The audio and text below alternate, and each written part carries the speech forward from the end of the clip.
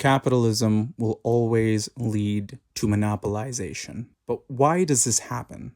Let us travel back in time to when we first transitioned to capitalism from mercantilism. The wealth accumulated by merchants and commercial infrastructure, banks, joint stock companies, global trade routes, built during the mercantilist era, created the necessary foundation for the Industrial Revolution and the rise of capitalism. Wealthy individuals could begin to invest into whatever venture they chose and utilize their wealth and assets to acquire loans and allow them to begin their enterprise. Some lucky few were able to build themselves up on their own with some savvy investment.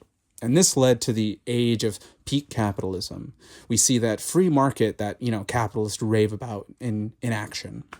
You could create a useful invention, service, or industry, and you'd be rewarded by the market for doing so.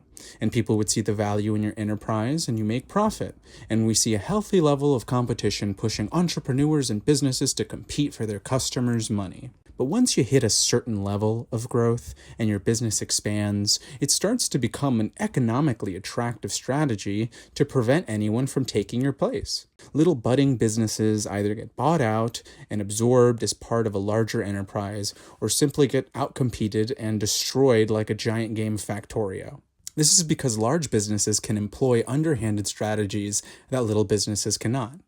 For example, Walmart is infamous for moving into new markets and undercutting local stores and chains by selling at a loss. And of course, this is pocket change for them. And once all of this little competition is cleared out of the way, they can jack up the prices because they're the only shop in town. Corporatism and monopolization aren't perversions of capitalism. They are its natural endpoint. We saw it in the era of oil barons with Carnegie and Rockefeller before they got busted up by Teddy Roosevelt, a move which only made them richer, by the way. And we see it today as the diversity of choice you see in stores all funnels back to the same 4 or 5 pockets.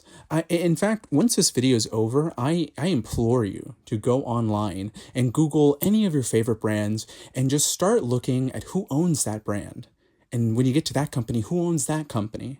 And you'll start to see that the illusion of choice that we have around us isn't real. It all funnels back into the same hands.